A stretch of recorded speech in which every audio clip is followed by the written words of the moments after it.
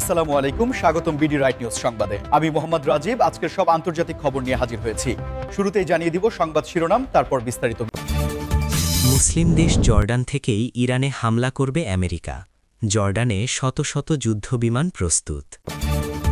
ইরানের হাতিয়ার হিজবুল্লাহ, আমেরিকার হামলা ঠেকাতে চূড়ান্ত প্রস্তুতি। আফগানিস্তানের 7 জঙ্গি ঘাঁটিতে বিমান ও ড্রোন হামলা। ইসরায়েলি দখলদারিত্বের পক্ষ নিয়ে তোপের মুখে মার্কিন রাষ্ট্রদূত। ইরানে ফের শুরু হয়েছে জেনজি বিক্ষোভ। আসসালামু আলাইকুম, স্বাগতম জানাচ্ছি বিডি রাইট নিউজ সংবাদে। আমি মোহাম্মদ রাজীব। এতক্ষণ শুনছিলেন সংবাদ শিরোনাম, এবার বিস্তারিত। জর্ডানের মাটিতে মার্কিন সামরিক উপস্থিতি এবং মধ্যপ্রাচ্যের ভূরাজনৈতিক প্রেক্ষাপটে এর প্রভাব নিয়ে আন্তর্জাতিক মহলে এক নতুন আলোচনার সূত্রপাত হয়েছে। সাম্প্রতিক সময়ে জর্ডানের শত শত মার্কিন যুদ্ধবিমান প্রস্তুত থাকার খবর ইরানের উপর সম্ভাব্য হামলার জল্পনা-কল্পনাকে আরও উস্কে দিয়েছে। যদিও আমেরিকা বা জর্ডান কেউই এই বিষয়ে সরাসরি কোনো মন্তব্য করেনি, তবে মধ্যপ্রাচ্যের চলমান উত্তেজনা এবং বিভিন্ন দেশের সামরিক মহড়ার কারণে এমন পরিস্থিতি তৈরি হওয়া অস্বাভাবিক নয়। জর্ডান বহু দশক ধরে মার্কিন যুক্তরাষ্ট্রের একটি কৌশলগত মিত্র রাষ্ট্র হিসেবে পরিচিত। আঞ্চলিক স্থিতিশীলতা রক্ষা এবং সন্ত্রাসবাদ দমনে জর্ডান আমেরিকার সাথে নিবিড়ভাবে কাজ করে আসছে। দেশটির ভৌগোলিক অবস্থান এমন যে এটি ইরাক, সিরিয়া, সৌদি আরব এবং ইসরায়েলের মতো গুরুত্বপূর্ণ দেশগুলোর সাথে সীমান্ত ভাগ করে নিয়েছে, যা এটিকে একটি অত্যন্ত সংবেদনশীল সামরিক জোনে পরিণত করেছে। মার্কিন যুক্তরাষ্ট্র জর্ডানে বেশ কয়েকটি সামরিক ঘাঁটি পরিচালনা করে, যেখানে অত্যাধুনিক যুদ্ধবিমান, ড্রোন এবং অন্যান্য সামরিক সরঞ্জাম মোতায়েন করা আছে। এসব ঘাঁটি মূলত ইসলামিক স্টেট, আইএস এবং অন্যান্য সন্ত্রাসী গোষ্ঠীর বিরুদ্ধে অভিযান চালানোর জন্য ব্যবহৃত হলেও বর্তমান পরিস্থিতিতে ইরানের সাথে সম্ভাব্য সংঘাতের প্রেক্ষাপটে এগুলোর গুরুত্ব আরও বেড়েছে। যদি আমেরিকা সত্যিই ইরানকে লক্ষ্য করে কোনো সামরিক পদক্ষেপ নিতে চায়, তবে জর্ডান তার কৌশলগত অবস্থানের কারণে একটি গুরুত্বপূর্ণ লঞ্চ প্যাড হিসেবে কাজ করতে পারে। শত শত যুদ্ধবিমান প্রস্তুত থাকার বিষয়টি একদিকে যেমন আমেরিকার সামরিক সক্ষমতার ইঙ্গিত দেয়, অন্যদিকে তা মধ্যপ্রাচ্যে একটি বড় সংঘাতের আশঙ্কারও জন্ম দেয়। এই অঞ্চলে যে কোনো বড় ধরনের সামরিক পদক্ষেপের প্রতিক্রিয়া সুদূর প্রসারী হতে পারে, এবং তা শুধুমাত্র ইরান বা আমেরিকাকেই নয়, বরং পুরো অঞ্চলকে অস্থিতিশীল করে তুলতে পারে। উদাহরণস্বরূপ, যদি জর্ডানের মাটি থেকে ইরানের উপর হামলা চালানো হয়, তবে ইরান পাল্টা পদক্ষেপ হিসেবে জর্ডানের উপরও হামলা চালাতে পারে। ইরানের সামরিক শক্তি এবং আঞ্চলিক প্রভাব নিয়ে আলোচনা করতে গেলে হিজবুল্লাহর ভূমিকা অনস্বীকার্য।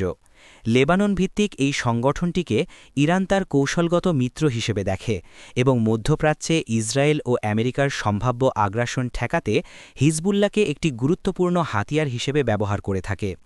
সাম্প্রতিক সময়ে আমেরিকার সম্ভাব্য হামলা ঠেকাতে ইরান যে চূড়ান্ত প্রস্তুতি নিচ্ছে, তার মধ্যে হিজবুল্লাহর সামরিক সক্ষমতাকে শক্তিশালী করা একটি প্রধান দিক। হিজবুল্লাহর জন্ম হয়েছিল ১৯৮০-র দশকে লেবাননের গৃহযুদ্ধের সময় ইসরায়েলি আগ্রাসনের বিরুদ্ধে প্রতিরোধ গড়ার লক্ষ্যে। সময়ের সাথে সাথে এই সংগঠনটি শুধুমাত্র একটি রাজনৈতিক দল বা সামাজিক সেবা প্রদানকারী সংস্থা হিসেবেই নয়, বরং একটি শক্তিশালী সামরিক বাহিনী হিসেবেও নিজেদের প্রতিষ্ঠিত করেছে। তাদের কাছে রয়েছে বিশাল সংখ্যক রকেট, ক্ষেপণাস্ত্র এবং অন্যান্য অত্যাধুনিক অস্ত্রশস্ত্র, যা ইরানের সাহায্যে তারা সংগ্রহ করেছে। ইসরায়েলের সাথে হিজবুল্লাহর বেশ কয়েকবার বড় ধরনের সংঘাত হয়েছে, যার মধ্যে ২০০৬ সালের যুদ্ধটি সবচেয়ে উল্লেখযোগ্য। সেই যুদ্ধে হিজবুল্লাহ ইসরায়েলের বিরুদ্ধে তীব্র প্রতিরোধ গড়ে তুলেছিল, যা তাদের সামরিক সক্ষমতার একটি স্পষ্ট প্রমাণ। ইরানের জন্য হিজবুল্লাহর গুরুত্ব অপরিসীম। ইরান বিশ্বাস করে যে যদি ইসরায়েল বা আমেরিকা তাদের উপর হামলা চালায়, তবে হিজবুল্লাহ লেবাননের দিক থেকে ইসরায়েলে পাল্টা হামলা চালিয়ে তাদের উপর চাপ সৃষ্টি করতে পারবে। এটি ইরানের জন্য একটি প্রতিরক্ষামূলক ঢাল হিসেবে কাজ করে। এছাড়াও সিরিয়ার গৃহযুদ্ধে হিজবুল্লাহ ইরানের পাশে দাঁড়িয়ে আসাদ সরকারকে সমর্থন দিয়েছে, যা এই অঞ্চলে ইরানের প্রভাবকে আরও বাড়িয়ে তুলেছে। তবে হিজবুল্লাহর ভূমিকা নিয়ে আন্তর্জাতিক মহলে ব্যাপক বিতর্ক রয়েছে। আফগানিস্তানের নিরাপত্তা পরিস্থিতি নিয়ে আন্তর্জাতিক উদ্বেগ দীর্ঘদিনের। সাম্প্রতিক সময়ে আফগানিস্তানের 7টি জঙ্গি ঘাঁটিতে বিমান ও ড্রোন হামলার ঘটনা আবারও এই অঞ্চলের সংঘাতময় পরিস্থিতিকে সামনে নিয়ে এসেছে। যদিও এই হামলার পেছনের শক্তি বা এর সুনির্দিষ্ট লক্ষ্য সম্পর্কে বিস্তারিত তথ্য এখনও স্পষ্ট নয়, তবে এটি নিশ্চিত যে আফগানিস্তানের মাটিতে জঙ্গি তৎপরতা দমন এবং আঞ্চলিক নিরাপত্তা নিশ্চিত করার প্রচেষ্টা অব্যাহত রয়েছে। আফগানিস্তান দীর্ঘদিন ধরে বিভিন্ন জঙ্গি গোষ্ঠীর আশ্রয়স্থল হিসেবে ব্যবহৃত হয়ে আসছে। তালেবান শাসনের পর আইএস খোরাসান, আইএসকে এবং অন্যান্য ছোট ছোট জঙ্গি সংগঠনগুলো এই অঞ্চলে সক্রিয় হয়ে উঠেছে, যা শুধুমাত্র আফগানিস্তানের অভ্যন্তরীণ নিরাপত্তার জন্য নয়, বরং প্রতিবেশী দেশগুলো এবং বৃহত্তর আন্তর্জাতিক সম্প্রদায়ের জন্যেও হুমকি সৃষ্টি করছে। এসব জঙ্গি গোষ্ঠী বিভিন্ন সময়ে আফগানিস্তান এবং তার বাইরে সন্ত্রাসী হামলা চালিয়েছে, যার ফলে বহু মানুষের প্রাণহানি হয়েছে। বিমান ও ড্রোন হামলা সাধারণত সুনির্দিষ্ট লক্ষ্যবস্তুকে আঘাত হানার জন্য ব্যবহৃত হয়। এই ধরনের হামলায় জঙ্গি ঘাঁটিতে থাকা প্রশিক্ষণ কেন্দ্র, অস্ত্রাগার এবং তাদের অপারেশনাল প্ল্যানিং সেন্টারগুলো ধ্বংস করা হয়, যার ফলে তাদের সক্ষমতা কমে যায়। 7টি ঘাঁটিতে একযোগে হামলা চালানো ইঙ্গিত দেয় যে হামলাকারীরা এই অঞ্চলে জঙ্গি গোষ্ঠীর নেটওয়ার্ক সম্পর্কে বিস্তারিত তথ্য সংগ্রহ করেছে এবং একটি সুসংগঠিত পরিকল্পনা অনুযায়ী কাজ করেছে। কারা এই হামলা চালিয়েছে তা নিয়ে প্রশ্ন উঠছে। হতে পারে আফগানিস্তানের বর্তমান ক্ষমতাসীন কর্তৃপক্ষ, যারা নিজেদের দেশের নিরাপত্তা নিশ্চিত করতে চায়, অথবা কোনো আঞ্চলিক শক্তি যারা আফগানিস্তানের জঙ্গি তৎপরতা নিয়ে উদ্বিগ্ন, অথবা আন্তর্জাতিক জোট যারা সন্ত্রাস দমনে সক্রিয়। ইসরায়েল ফিলিস্তিন সংঘাত দীর্ঘদিনের এবং আন্তর্জাতিক রাজনীতির অন্যতম সংবেদনশীল বিষয়। এই সংঘাত নিয়ে বিশ্বের বিভিন্ন দেশ এবং আন্তর্জাতিক সংস্থাগুলোর ভিন্ন ভিন্ন অবস্থান রয়েছে। সম্প্রতি ইসরায়েলি দখলদারিত্বের পক্ষ নিয়ে মার্কিন রাষ্ট্রদূতকে তীব্র তোপের মুখে পড়তে হয়েছে, যা এই বিতর্কে নতুন মাত্রা যোগ করেছে। মার্কিন যুক্তরাষ্ট্রের ইসরায়েলকে সমর্থন করার একটি দীর্ঘ ইতিহাস রয়েছে। ইসরায়েলকে মধ্যপ্রাচ্যে তাদের কৌশলগত মিত্র হিসাবে দেখে আমেরিকা এবং বিভিন্ন সময়ে অর্থনৈতিক, সামরিক ও কূটনৈতিক সহায়তা প্রদান করে থাকে। তবে ফিলিস্তিনি ভূখণ্ডে ইসরায়েলের দখলদারিত্ব এবং সেখানে নতুন বসতি স্থাপন আন্তর্জাতিক আইনের পরিপন্থী এবং জাতিসংঘ সহ বিশ্বের অধিকাংশ দেশ এর বিরোধিতা করে। মার্কিন রাষ্ট্রদূতের মন্তব্য যখন ইসরায়েলি দখলদারিত্বকে সমর্থন করে, তখন এটি স্বাভাবিকভাবেই আন্তর্জাতিক মহলে এবং ফিলিস্তিনিপন্থী দেশগুলোতে তীব্র প্রতিক্রিয়া সৃষ্টি করে। এই ধরনের মন্তব্য ফিলিস্তিনিদের অধিকারকে অস্বীকার করে এবং মধ্যপ্রাচ্যে শান্তি প্রক্রিয়াকে আরও জটিল করে তোলে।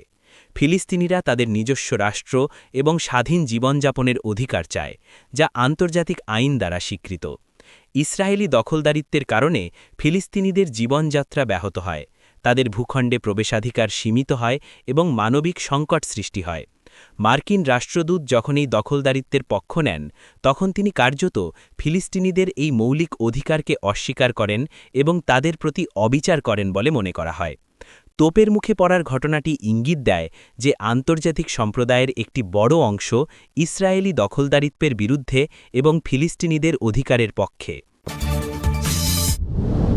ইরানে জেন জি বিক্ষোভ আবারও শুরু হয়েছে। এই বিক্ষোভগুলো মূলত তরুণ প্রজন্ম, যারা জেন জি নামে পরিচিত, তাদের দ্বারা পরিচালিত হচ্ছে এবং দেশের সামাজিক ও রাজনৈতিক কাঠামোর ওপর প্রশ্ন তুলছে। প্রথমত, জেন জি কারা? জেনারেশন জি বা জেন জি বলতে সেই সব তরুণ তরুণীদের বোঝানো হয় যাদের জন্ম ১৯৯৭ থেকে ২০১২ সালের মধ্যে। এরা ইন্টারনেটের যুগে বেড়ে উঠেছে, সামাজিক যোগাযোগ মাধ্যমে অত্যন্ত সক্রিয় এবং বিশ্বের বিভিন্ন প্রান্তের তথ্য ও ধারণার সাথে পরিচিত। ইরানের জেন জি তরুণ তরুণীরা তাদের দেশের কঠোর সামাজিক ও ধর্মীয় বিধিনিষেধ নিয়ে অসন্তুষ্ট। তারা ব্যক্তি স্বাধীনতা, নারীর অধিকার এবং মত প্রকাশের স্বাধীনতার দাবি জানাচ্ছে। এর আগে ২০২২ সালে মাহসা আমিনির মৃত্যুর ঘটনাকে কেন্দ্র করে ইরানে ব্যাপক বিক্ষোভ ছড়িয়ে পড়েছিল, যেখানে জেন জি তরুণ তরুণীরা অগ্রণী ভূমিকা পালন করেছিল। সেই বিক্ষোভগুলো কঠোর হাতে দমন করা হলেও অসন্তোষের আগুন পুরোপুরি নিভে যায়নি। সম্প্রতি আবারও এই বিক্ষোভগুলো শুরু হয়েছে, যা ইঙ্গিত দেয় যে তরুণ প্রজন্মের মধ্যে চাপা ক্ষোভ এখনও বিদ্যমান। এই বিক্ষোভগুলোর মূল দাবিগুলো হল নারীর অধিকার নিশ্চিত করা, পোশাকের স্বাধীনতা এবং সরকারের কঠোর বিধিনিষেধ শিথিল করা। ইরানের ইসলামিক আইন অনুযায়ী নারীদের কঠোর হিজাব পরা বাধ্যতামূলক এবং বিভিন্ন সামাজিক অনুষ্ঠানে নারী পুরুষের মেলামেশা সীমিত। জেন জি তরুণ-তরুণীরা এই প্রথাগুলোকে মানতে নারাজ এবং তারা আধুনিক বিশ্বের সাথে তাল মিলিয়ে চলতে চায়।